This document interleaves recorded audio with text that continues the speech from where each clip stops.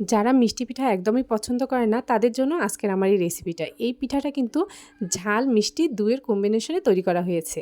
Hello friends, আসসালামু আলাইকুম। আজ আমি আপনাদের ঝাল মিষ্টি পিঠা তৈরি করে দেখাবো।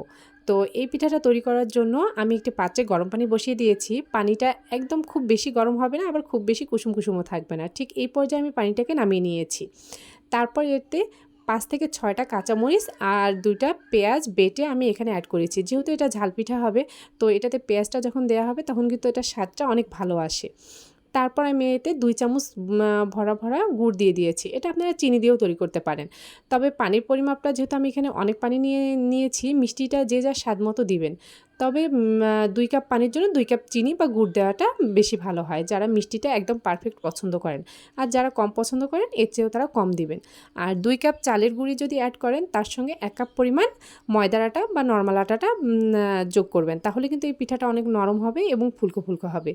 তো আমি এখানে ঠিক এইভাবেই গোলাটা তৈরি করে নিয়েছি। তো আজকে আমি এই গোলাটা যেহেতু পিঠাটা একটু মুচমুচে করব, সেজন্য আমি এখানে কোনো ময়দার আটা অ্যাড করিনি। তো আপনারা চাইলে কিন্তু এখানে ময়দার আটা অ্যাড করতে পারেন। ময়দার আটা অ্যাড করলে পিঠাটা খুব সুন্দর ফুলে ওঠে আর পিঠাটা অনেক নরম থাকে। এই পিঠাটা আপনি 2-3 দিন পর্যন্ত খেলেও কোনো সমস্যা হবে না, শক্তও হবে না। তো তারপরে এভাবে মিক্সড করে নেওয়ার পর আমি এখানে ডিম অ্যাড করব। যেহেতু এটা আমি ঝাল পিঠা তৈরি করতেছি, তো ডিমটা দিলে কিন্তু অনেক মজা হয়। ডিমটা আপনারা যে যার পছন্দ অনুযায়ী দিতে পারেন, 2টা বা 3টা বা 4টা যে কোনো পরিমাপেরই দিতে পারেন। আমি 2টা ডিম দিয়েছিলাম, তো একটা ডিমের ভিডিও আমার স্কিপ হয়ে গিয়েছে, সেজন্য একটা ডিমের ভিডিওটাই এখানে আসে। তারপর আমি ডিম দিয়ে এই গোলাটাকে সুন্দরভাবে গুলিয়ে নিয়েছি।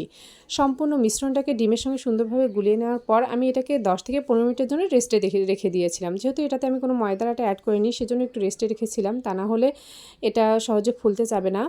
তো আপনারা ময়দার আটা অ্যাড করলে এটা সঙ্গে সঙ্গে তৈরি করে নিতে পারেন।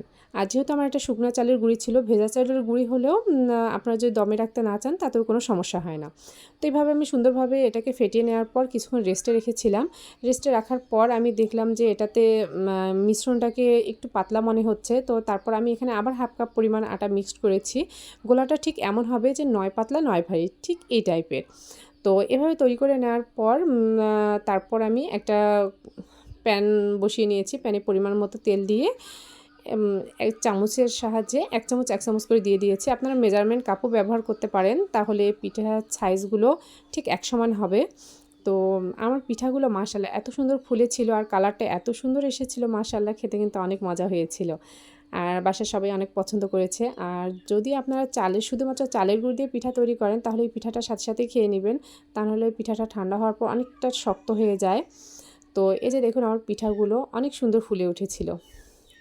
মাশাআল্লাহ কালারটা অনেক সুন্দর এসেছে আর খেতেও কিন্তু অনেক মজা হয়েছিল। যারা এই পিঠাটা এখনও খাননি তারা এই পিঠাটা ট্রাই করে দেখতে পারেন। অসম্ভব মজা হয় এই পিঠাটা। খেতেও কিন্তু মানে দেখতে যেমন সুন্দর, খেতেও ঠিক তেমনই মজা হয়। তো এইভাবে আমি সবগুলো ব্যাটার দিয়ে পিঠাগুলো তৈরি করে নিয়েছি। নেয়ার পর পিঠার কালারটাও সুন্দর এসেছে এবং আলহামদুলিল্লাহ পিঠাগুলো সবগুলো ফুলে উঠেছিল। তো যারা এতক্ষণ ধৈর্য সহকারে আমার ভিডিওটি দেখছিলেন তাদের সবাইকে অসংখ্য ধন্যবাদ। আর যারা আমার পেজ থেকে আমার ভিডিওটি দেখছেন তারা আমার পেজটিকে ফলো দিয়ে আমার পাশে থাকবেন। আর যারা আমার চ্যানেল থেকে আমার ভিডিওটি দেখছেন, আমার চ্যানেলটি সাবস্ক্রাইব করে আমাকে সামনে এগোতে সাহায্য করবেন। তো এই যে আমার পিঠাগুলো দেখুন, আমি এভাবে সবগুলো পিঠা ভেজে নিয়েছিলাম। আর পিঠার কালারটা দেখেন, মাশাআল্লাহ কালার দেখেই বোঝা যাচ্ছে যে পিঠাটা কতটা পারফেক্ট হয়েছে। আর এই যে আমার পিঠার ফাইনাল লুক। পিঠাগুলো অনেক ফুলকো হয়েছিল, কিন্তু এই পিঠাটা গরম গরম খেতেই বেশি মজা, ঠান্ডা হলে কিন্তু অনেকটা শক্ত হয়ে যায়। আর যদি আপনারা ময়দার আটা অ্যাড করেন তাহলে কিন্তু কোনো সমস্যা নেই। তো সবাই ভালো থাকবেন, সুস্থ থাকবেন, আমার জন্য দোয়া করবেন। আল্লাহ হাফেজ।